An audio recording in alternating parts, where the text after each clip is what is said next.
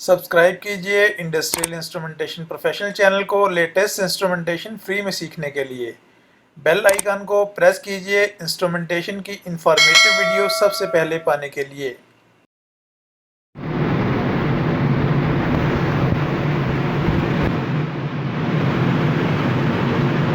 हाँ,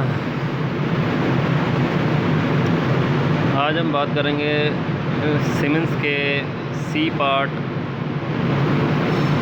PS2 position के बारे में। ये इसकी टर्मिनेशन ड्राइंग आपके सामने नज़र आ रही है कि 6 और 7 पर जो है 4 to 20 milliampere input signal है। 7 और 8 जंपर है, आप 7 पे लगाएं या 8 पे लगाएं। ये हार्ड स्मार्ट पोजीशनर है, इसे आप हार्ड से भी कर सकते हैं। और इसके लिए ये जो सामने बटन दिए गए हैं, हैंड बटन, माइनस का बटन और प्लस का बटन, इससे भी कैलकुलेट हो सकता है।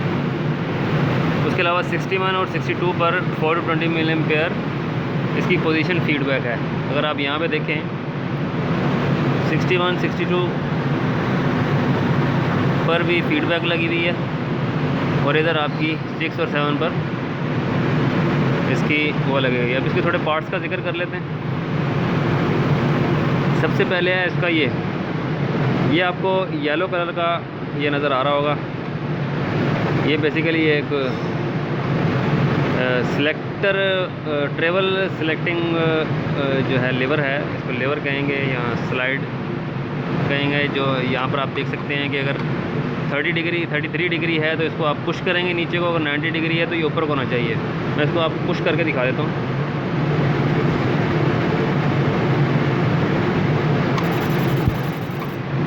अब ये नीचे से निकल आया होगा, ये आप देख सकते हैं। ये अब नीचे से निकल आया। अगर मैं इधर नीचे से पुश करूं,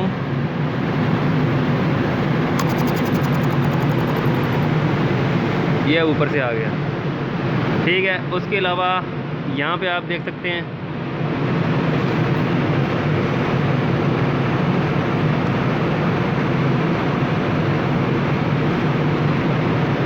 ये 90 डिग्री लिखा हुआ है, इस तरफ 33 डिग्री लिखा हुआ है।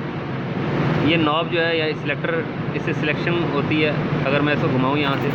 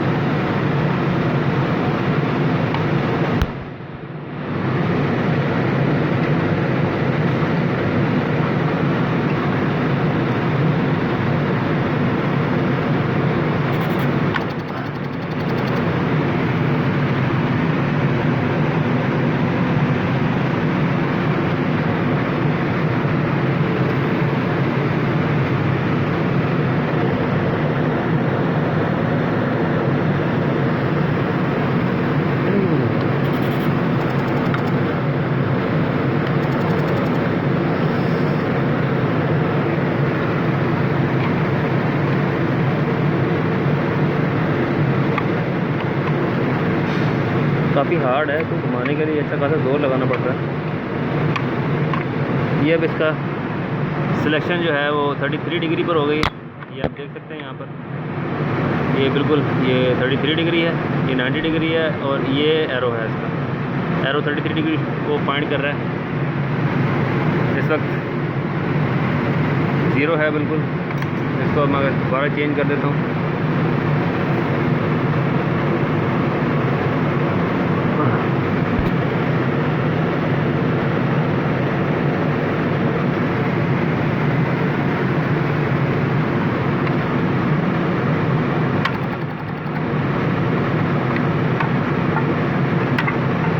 ये इसकी दोबारा सिलेक्शन 90 डिग्री पर हो चुकी है।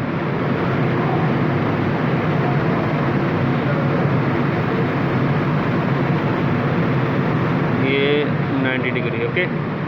ये इसकी सर्किटरी है। इसके अंदर माइक्रो कंट्रोलर लगा हुआ है जिसके ज़रिए ये कंट्रोल किया जाता है। उसके बाद इसमें से आपकी नीचे वाली सप्लाई गेज है, ऊपर वाली इसकी आउटपुट गेज है। ये रेगुलेटर लगा हुआ है।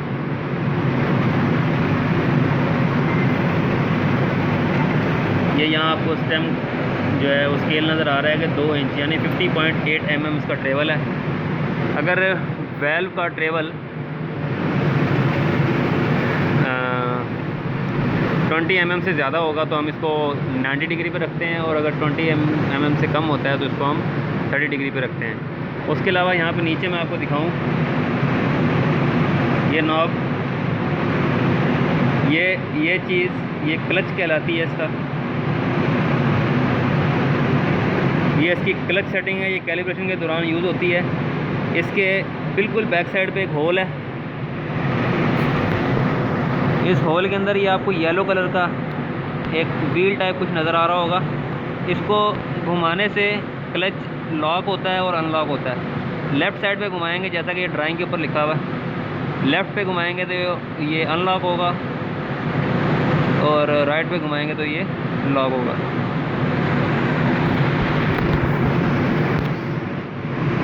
अच्छा, ये आपके सामने वेल्व है।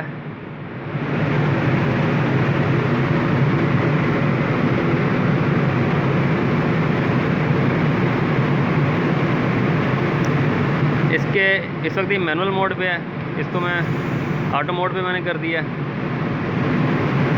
दोबारा इसका अगर मैं क्लच देखूं कि लूज़ है या नहीं है, ये देखें क्लच इसको मैंने घुमाया तो वो उसकी सेटिंग आउट हो गई। सही है, इसका मतलब वो इसका लीवर लूज़ था।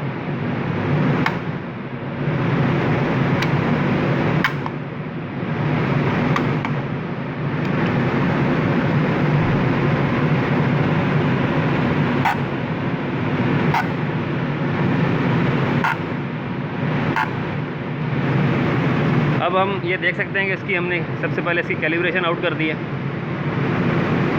अब हम इसके अंदर जाते हैं मेन्यू के अंदर। मेन्यू के अंदर जाने के लिए आपने इसको 5 सेकंड से ज़्यादा देर तक दबा के रखना है। सबसे पहली सेटिंग में आपके पास आता है टाइप ऑफ एक्चुएटर। ये आपके सामने वे लिखा हुआ है, इसका मतलब है ये लीनियर एक्चुएटर और ये नॉर्मल है। अगर इसके साथ माइनस आ जाएगा तो ये इन्वर्टेड यानी रिवर्स एक्टिंग हो सकता है। इसके अलावा आगे मैं आपको दिखा देता हूँ, इसके अंदर मुख्तलिफ एक्चुएटर की सिलेक्शन है।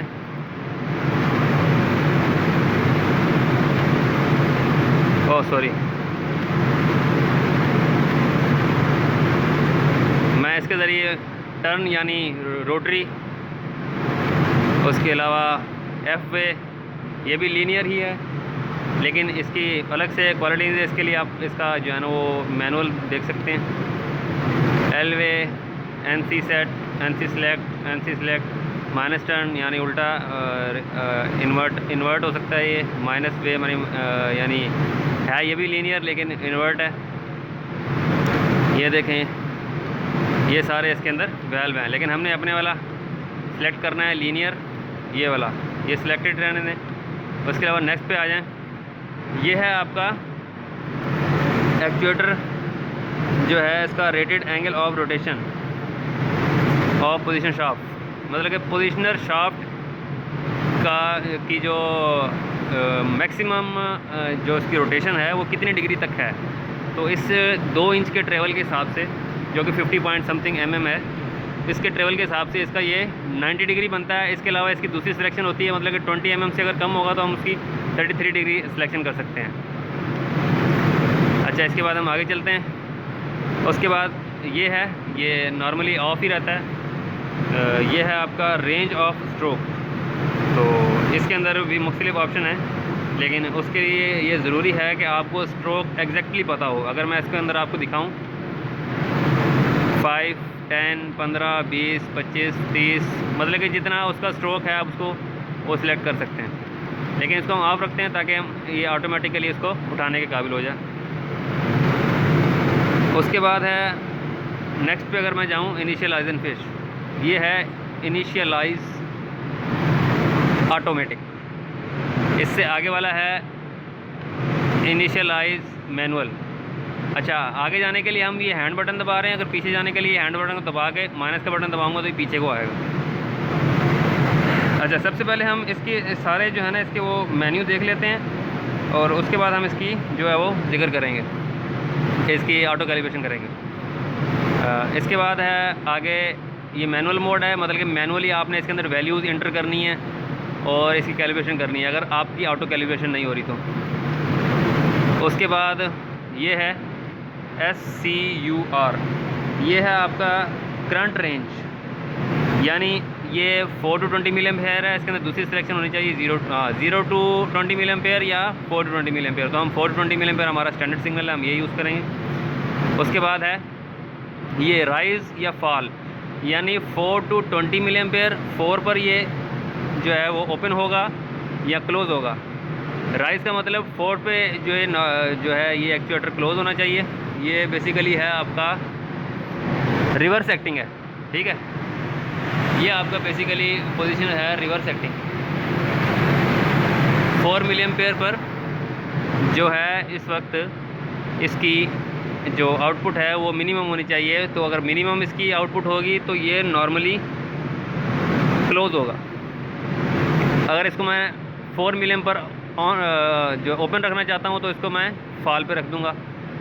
तो जैसे ही 4 मिली एम्पेयर सिग्नल होगा इसके अंदर तो वो जो है नॉर्मली जो वो है वो फुली ओपन होगा। अच्छा, इसको हम फ़िलहाल इसकी पुरानी कंडीशन पर रख देते हैं। उसके बाद आगे आ जाते हैं 8 नंबर पे। यहाँ पर पे है set point split range start, मतलब कि अगर आपने स्प्लिट रेंज पर कोई पोजीशनर करने हैं तो यहाँ पर अगर आप इसकी कॉन्फ़िगरेशन DCS पे नहीं कर रहे तो और इसकी आप कॉन्फ़िगरेशन फील्ड में करना चाहते हैं तो इसको किस तरह से करेंगे। पहले का जो है सेट पॉइंट का स्टार्ट कहाँ से होगा और उसका एंड कहाँ पे होगा। पहले में स्टार्ट पॉइंट लिखना है, यानी हमने 0% से स्टार्ट करना है और उसके बाद एंड हमने एंड जो है ना स्प्लिट जो है ना उसको किस पे रखना है। इसको हम 40, 30, 50, 60 जहाँ पर भी हम रखना चाहते हैं वहाँ पे रखेंगे और दूसरे वाल को फिर वहाँ से स्टार्ट करके 100% तक लेके जाएंगे। इस तरह से इसकी स्प्लिट रेंज की सेटिंग होती है। और स्प्लिट रेंज की जो समझने के लिए हम इसकी एक अलग एक वीडियो बनाएंगे और उसकी कैलिब्रेशन भी हम करके दिखाएंगे। उसके बाद ये 10 नंबर पे है आपके पास TSUP, इसको हम कहते हैं सेट पॉइंट रैंप अप, यानी रैंप सिग्नल जो है वो कहाँ से स्टार्ट होना चाहिए। ये 0 से रैंप सिग्नल होता है लीनियर सिग्नल, जो कि X और Y जो एक्सिस के दरमियान में बिल्कुल लीनियर होता है। और ये इतना कोई अहम पॉइंट नहीं है तो इसको समझाना भी ज़रूरी नहीं है। बाकी अगर कोई ये जानना चाहता है तो हमें मैसेज करके पूछ सकता है। सेट पॉइंट रैंप डाउन वो हमारे पास जो था वो अप था, ये सेट रैंप डाउन हो गया। और इससे पहले वाला अगर मैं दिखाऊं आपको ये रैंप अप था। हम वापस चलते हैं आगे 11, उसके बाद 12 पे आपका सेट पॉइंट फंक्शन, यानी इसका फंक्शन क्या है। ये लीनियर है। अगर नेक्स्ट देखूं 125, 1 से 25, 1 से 33, 1 से 50, ये 3 सिलेक्शन है आपकी इक्वल परसेंटेज की। उसके बाद N 1 से 25, फिर 1 से 33, फिर 1 से 50, ये है इन्वर्स ऑफ इक्वल परसेंटेज, यानी इसको हम दूसरे लफ्ज़ों में हम इसको जो है क्विक ओपनिंग भी बोलते हैं। लीनियर, क्विक ओपनिंग और इक्वल परसेंटेज, तो ये है आपका क्विक ओपनिंग। उसके अलावा नेक्स्ट है आपके पास फ्री, यानी फ्री एडजस्टमेंट, जहाँ पर जिस तरह से आप इसको एडजस्ट करना चाहें। तो नॉर्मली हम ये हमारा इस वक्त है लीनियर, तो हमने इसको लीनियर ही रख दिया है। उसके बाद 34 है मेरे पास ऑटो, इसको हम कहते हैं dead band of close loop controller. Dead band of close loop controller, इसके अंदर आपके पास सिलेक्शन है 0.1 से लेके 10 तक, यानी ये डेड बैंड जो है, मतलब इसका कहने का ये है कि जो आपके पास DCS से सिग्नल आ रहा है उसके मुताबिक और इसके ऑपरेशन, इससे फीडबैक के दरमियान में कितने का डेड बैंड होना चाहिए। तो उसने ऑटो रख दिया है कि जितना एक्सेप्टेबल हो, जितना ये सही कर सकता है उसको उतना सही कर दे, उसने ऑटोमेटिक रख दिया। तो नॉर्मली ये 0 ही होगा।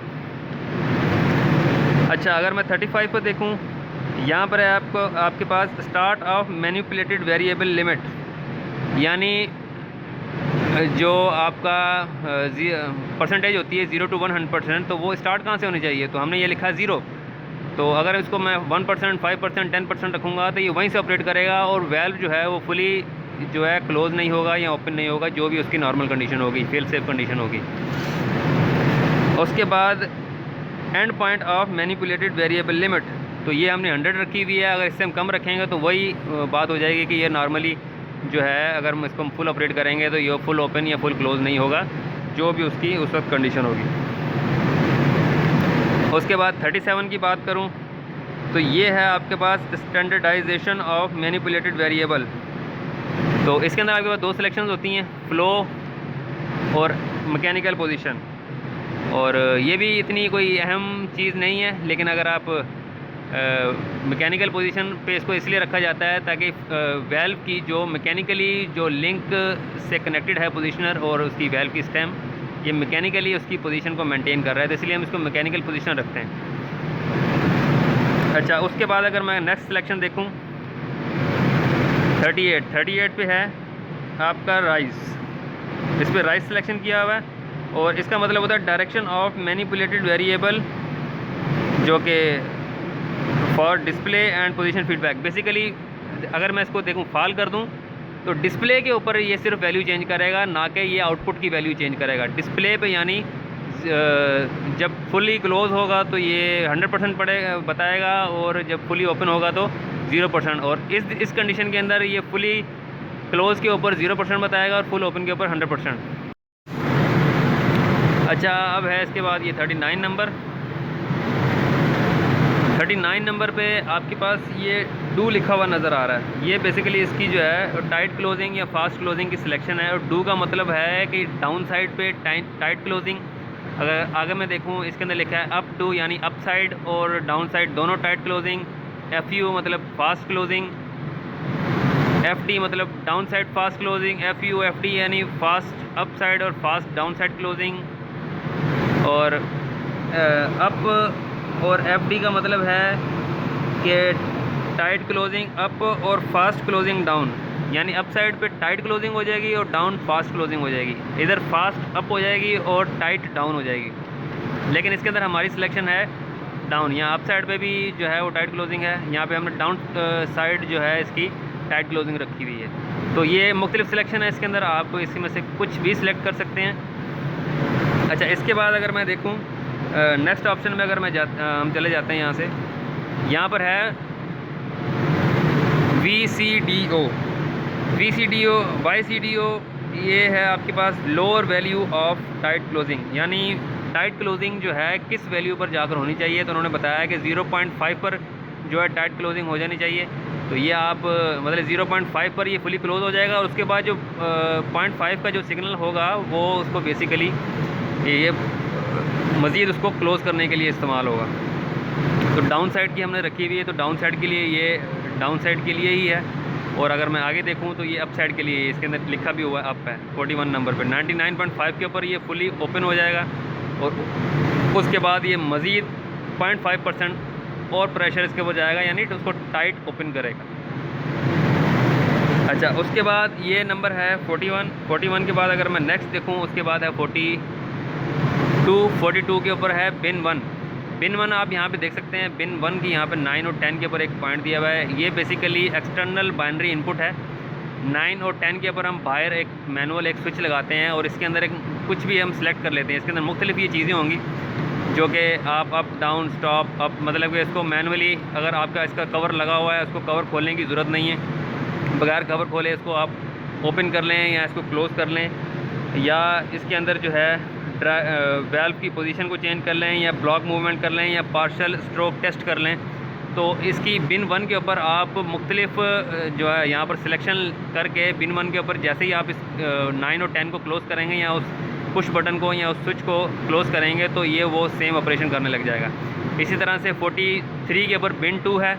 इसके अंदर आप बिन 2 की सिलेक्शन भी देख सकते हैं 21, 22। लेकिन बेसिकली इस पोजीशन के अंदर ये वाली जो है वो फैसिलिटी मौजूद नहीं है, तो हम इसके अंदर ये जो है इम्प्लीमेंट नहीं कर सकते। लेकिन ये 9, 10 इसके अंदर मौजूद है। अगर यहाँ पे आपको नज़र आ रहा हो तो ये 9, 10 इसके अंदर मौजूद है। तो बिन 1 की सिलेक्शन हो सकती है लेकिन बिन 2 की सिलेक्शन इसके अंदर नहीं हो सकती।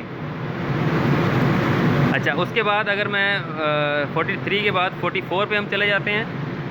44 पे है आपके पास अलार्म फंक्शन। तो अलार्म के अंदर जो है वो मुख्तलिफ़ चीज़ें आ जाती हैं, जिसके अंदर अगर आप देखते हैं कि अलार्म की अगर हमने आउटपुट लेनी है, अलार्म आपके पास A1 A2 की सिलेक्शन होती है। ये A1 है, A1 के ऊपर ये अलार्म आएगा, तो आप 41 42 से ले सकते हैं। वो फंक्शन भी इसके अंदर मौजूद नहीं है, वो इसके डिफरेंट मॉडल के अंदर मौजूद होता है। तो हम उस मॉडल के थ्रू इसकी सिलेक्शन कर सकते हैं। इसके अंदर अगर मैं ये सिलेक्शन कर भी लूँ तो इसका मुझे कोई फ़ायदा नहीं होगा।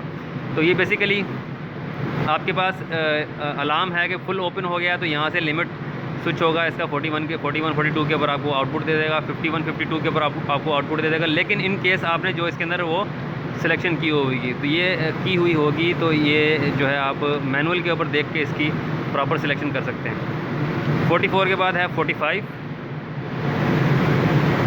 के आपके 45 पर आपके पास है कि अलार्म का थ्रेशोल्ड A1।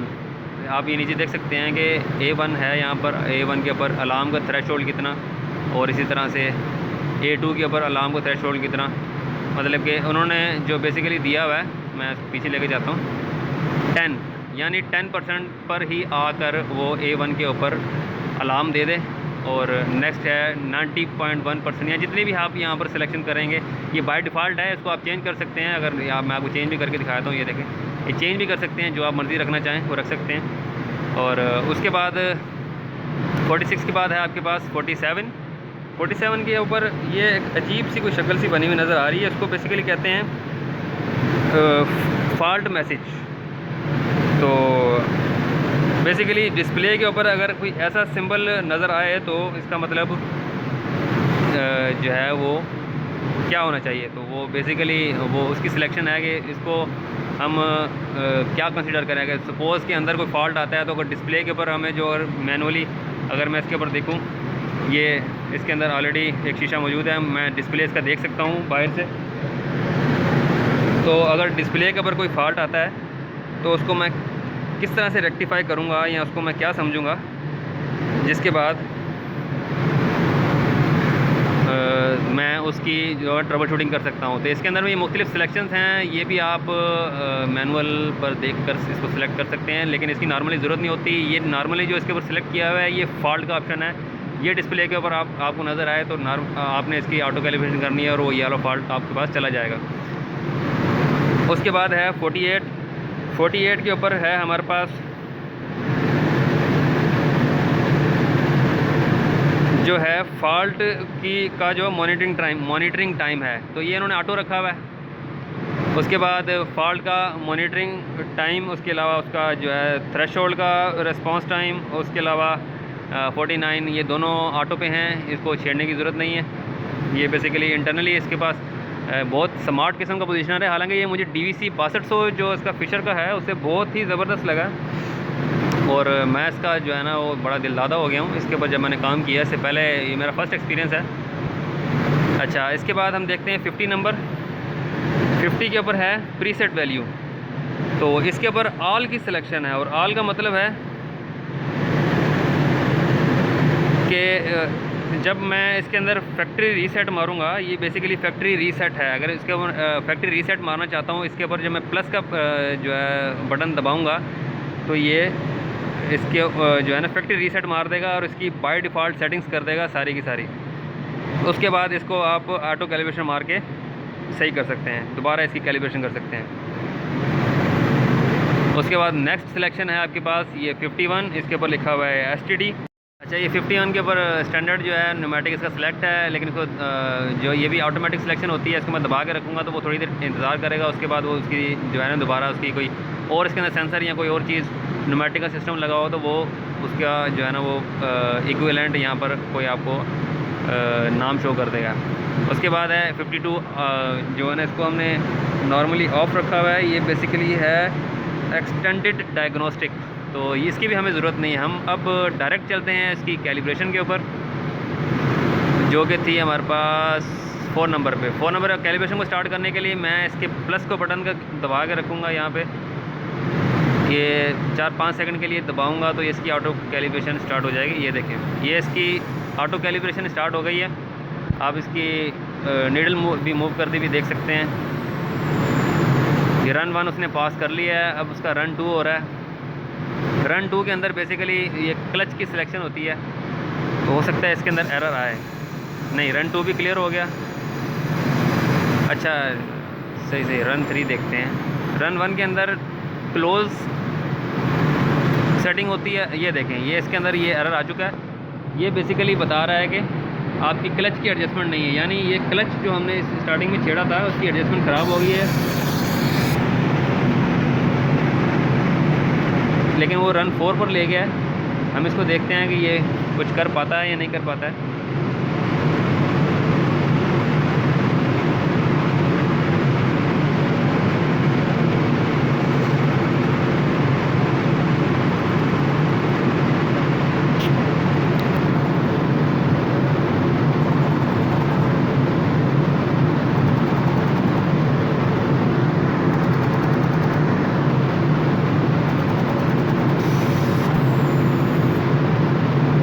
रन 4 तक बिल्कुल क्लियर हो गया।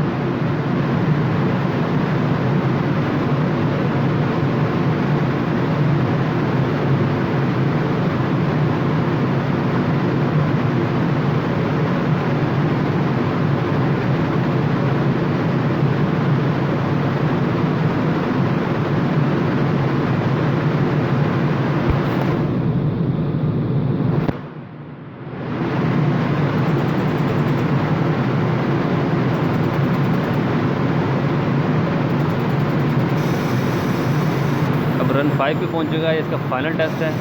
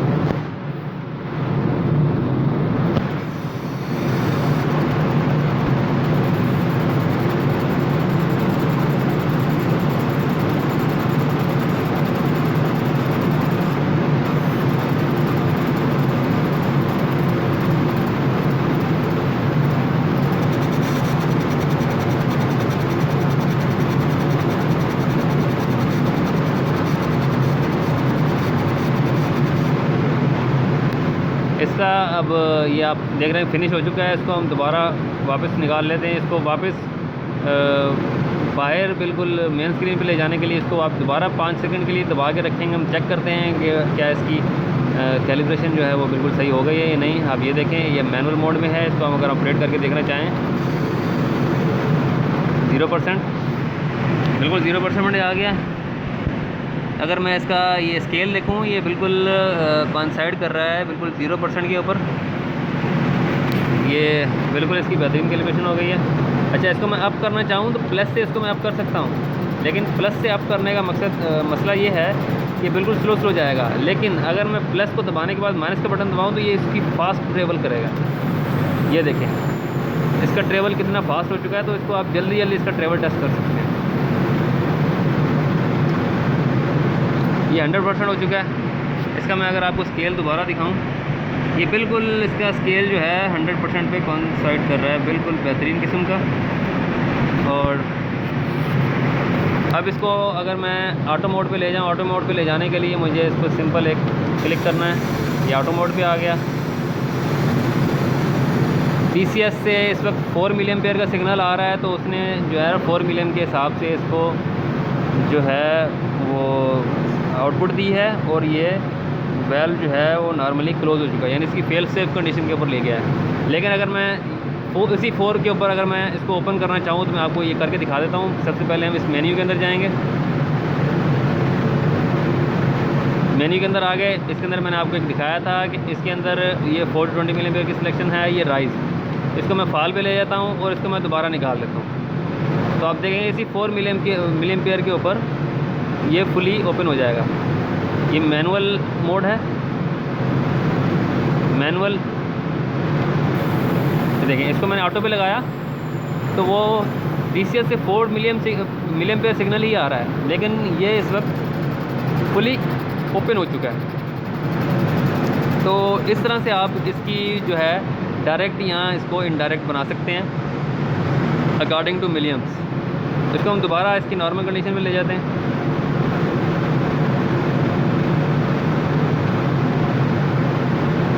ये फॉल है, इसको हम राइज कर देते हैं, दोबारा इसको सेट कर देते हैं।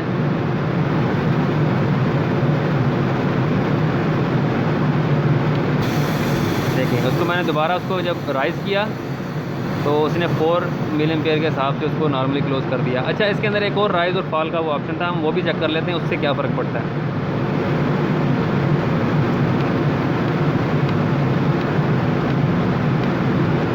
ऑटो 35, 36, 37, ये इससे देखते हैं कि इससे क्या फ़र्क पड़ता है। ये अभी राइज है, इसको मैं फॉल कर देता हूँ और मैं मेन्यू से आउट होता हूँ।